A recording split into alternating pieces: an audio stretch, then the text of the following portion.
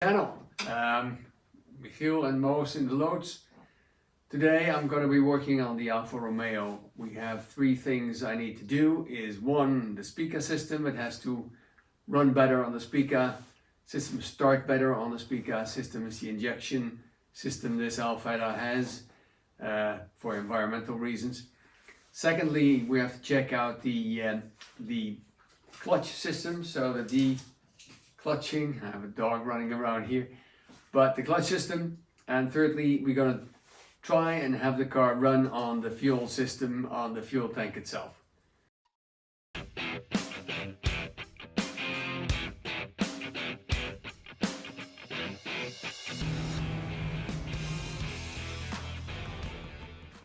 So welcome again.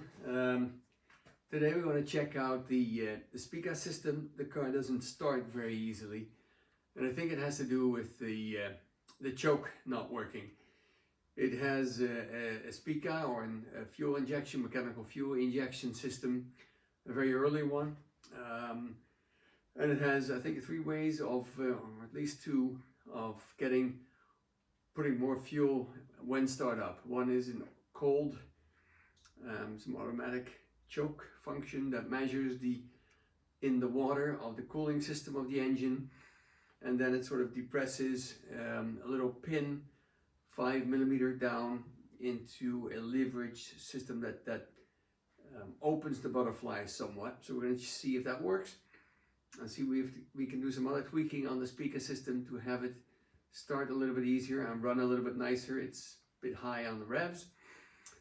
Secondly, we have the clutch system.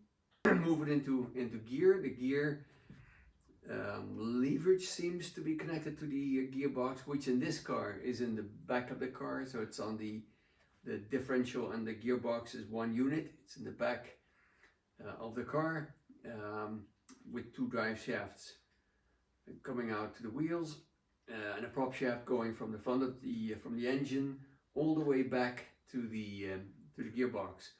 And that prop shaft actually spins at the same revolutions as the engine. So it's a high revving prop shaft going to the rear. But it seems that the clutch is never engaging. Either the prop shaft is not connected. Secondly, it might be that the clutch is always compressed and disengaged the gearbox from the engine. Or thirdly, that the linkage is not connected to the gearbox. And fourthly, the gearbox itself might be completely broken inside, but I think that's a very small chance that has happened. So we'll have to dive into that, and we have to make the clutch work. It's a hydraulic clutch system. And thirdly is that we have the fuel system. So now I'm doing everything with an external electrical pump from an external gas canister, and we need to hook it up to the fuel tank of the car that I've taken out, and to see it's fairly clean. We have to clean it somewhat more, connect it with all the hoses, and then connect a new fuel pump with a filter, and then see if we can run it from the fuel tank itself. So that's sort of what we're trying to do today and tomorrow. So let's get going.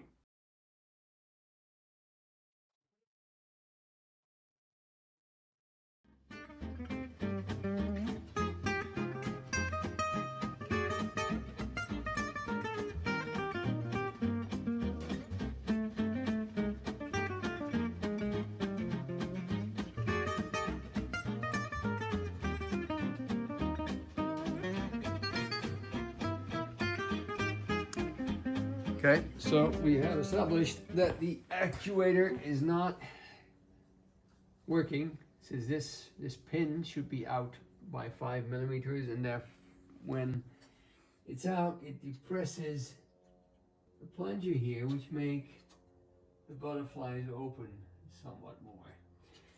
So that's not working. So what we can do is manually open it. I hope, and I guess the other choke works, but let's first put this one back because the cooling fluid is coming out.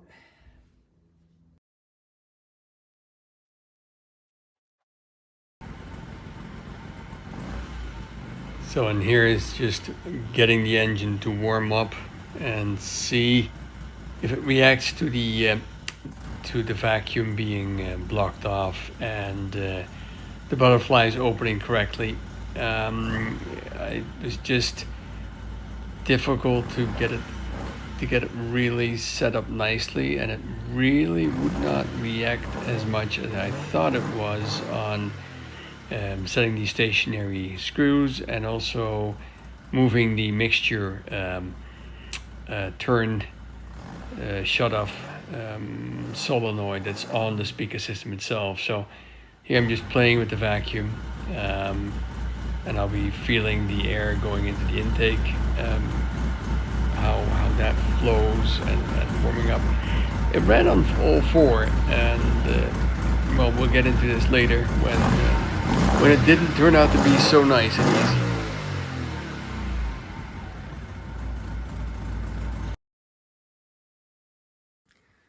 Okay, well, my feeling is, for now, that it might be that the clutch is stuck in its position, that the clutch isn't working, because the gear shift linkage is connected. It seems to move into the gearbox, and if I turn the wheel, there's no connection between the engine and the wheel. So my belief, my idea is that maybe the clutch pedal is stuck in its down position, so it's declutching. I'm going to take off the clutch cylinder and then see if we can have a working gearbox. We shall see. Let's see if we can get this one off.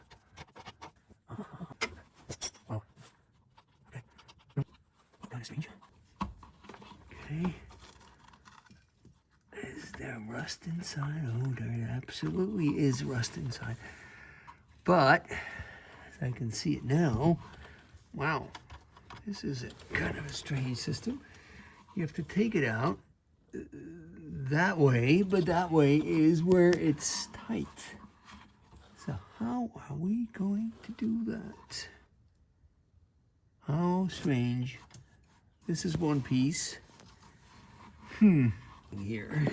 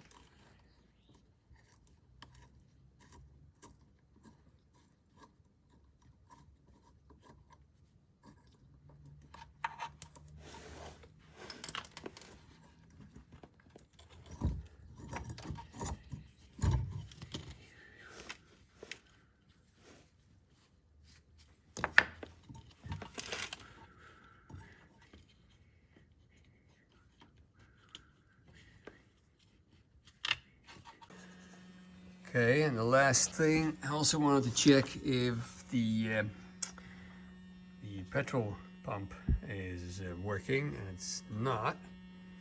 So I guess this is an old one. It's just completely seized inside.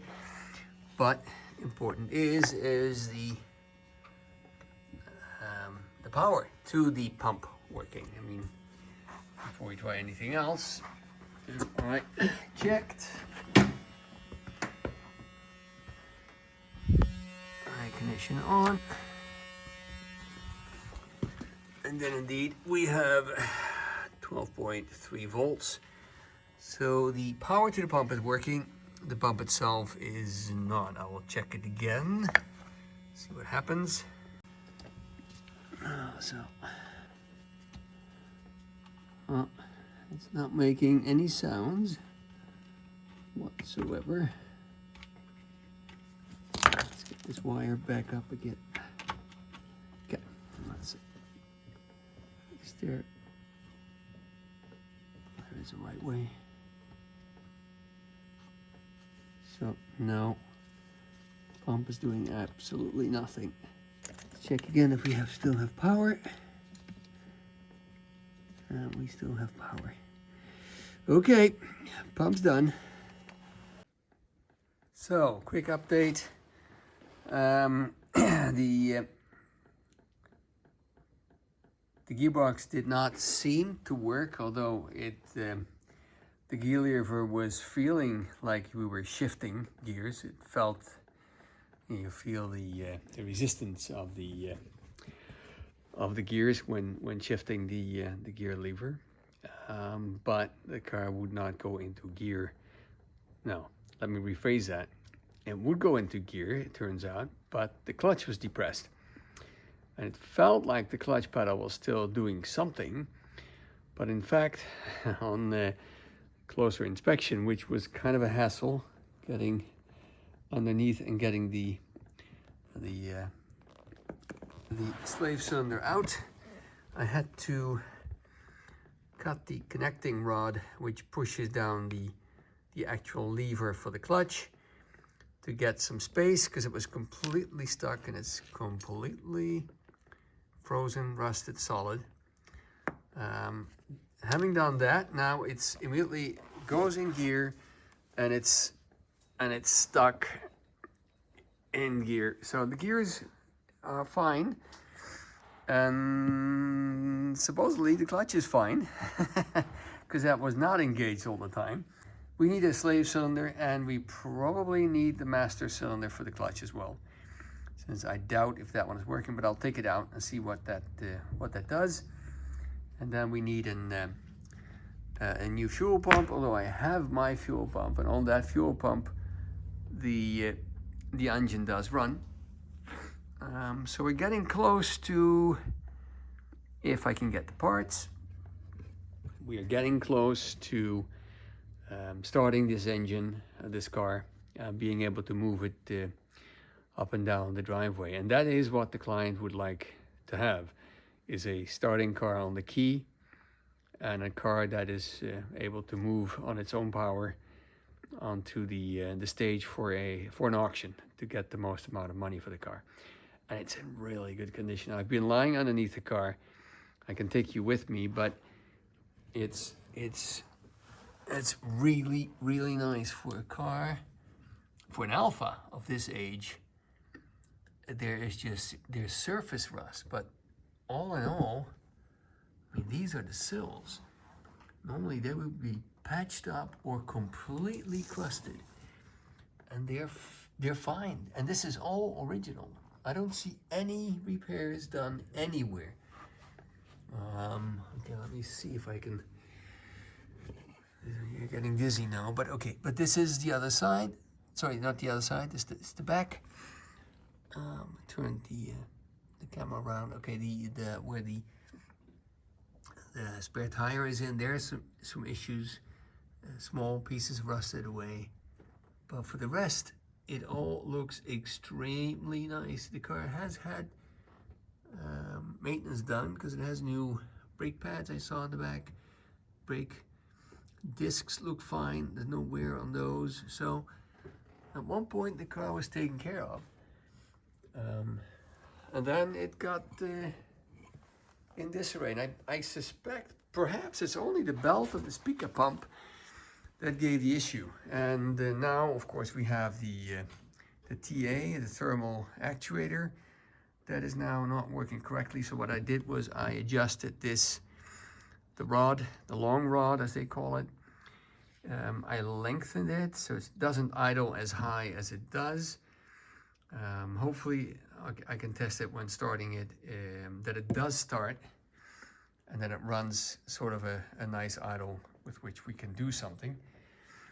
And that's about it. I'm going to take out the master cylinder for the clutch, which is located on the bulkhead next to the brake cylinder. So we're going to take this one out. I think, looking at it, it's taken out from the inside, 2 bolts.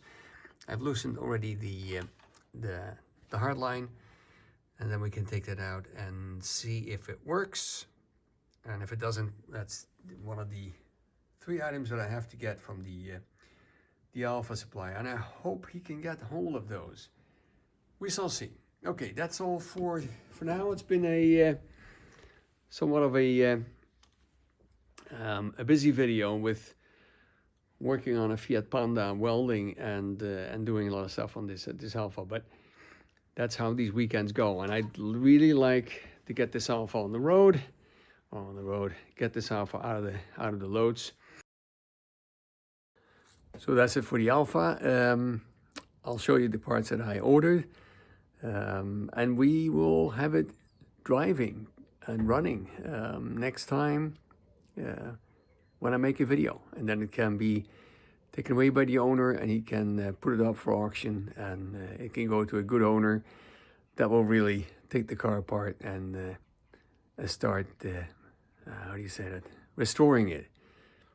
Gentle restoration or a complete restoration. The car, it's worth it.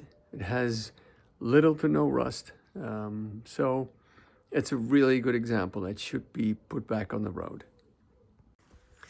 Okay, so to explain what I took out, we took out the master cylinder to the clutch. That's completely busted and leaking. And next to that, the biggest issue was the slave cylinder, and that's the one who kept the clutch disengaged because it rusted solid in there, and I couldn't even get it out unless I cut the pin. So I think I showed you I lost the other part, but I had to cut the pin to get some play with the slave cylinder and get it out from under the car.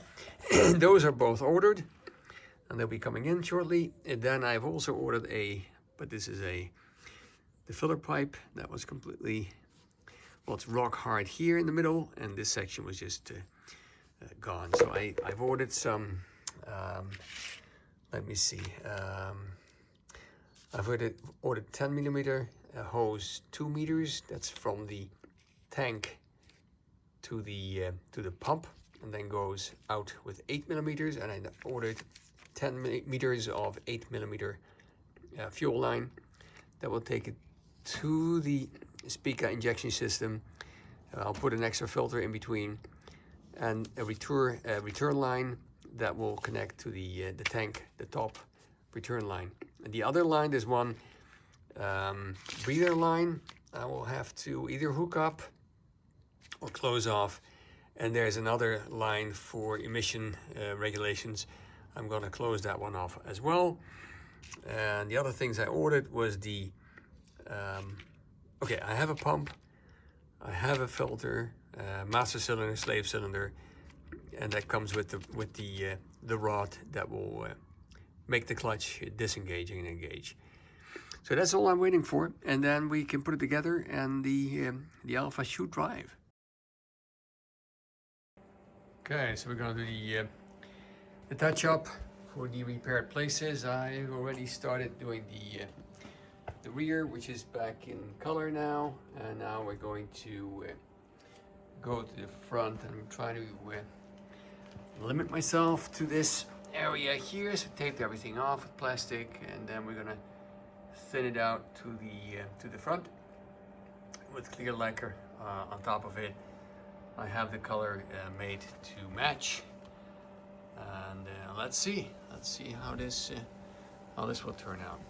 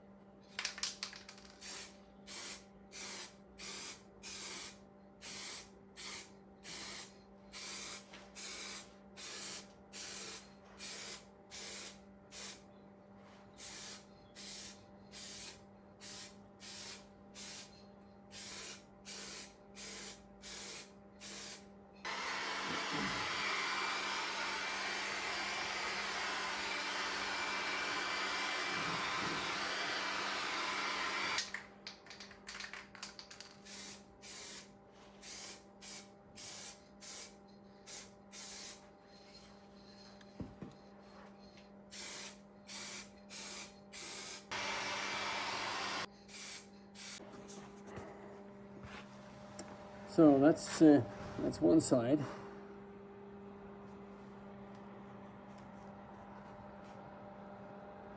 That's a very nice even match.